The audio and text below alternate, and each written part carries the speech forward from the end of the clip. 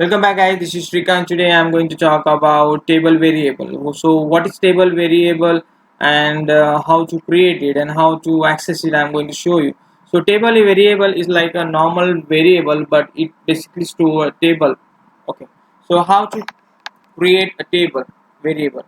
So to create a table variable, we need to declare it because it's a variable. So always we need to use some syntax to declare a variable. Give some proper name. I'm giving variable table. This is my table variable name, and just say that the data type as a table, and here you can specify its column. I'm specifying as id and e.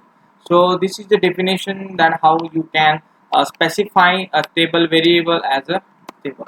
Now I can use this table variable like table. So how I can do that? You can do insert into select one, let's say, for example, and union, add some two row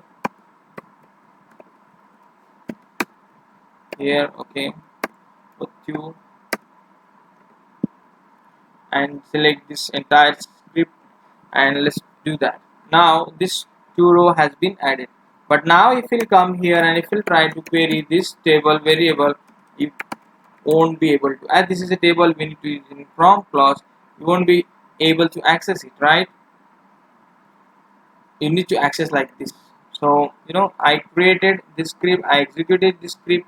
Now again going back and trying to execute the table variable script, I would get error says the variable is not defined. So what I'm going to do, I'm going to execute this in a scope.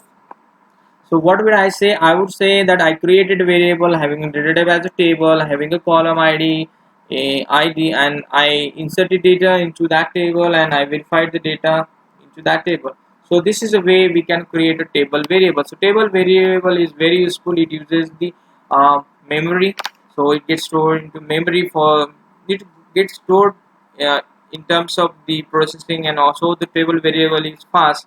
Sometimes that will be helpful. If you guys really like our video, please don't forget to share and subscribe with your friend community, and thanks for watching.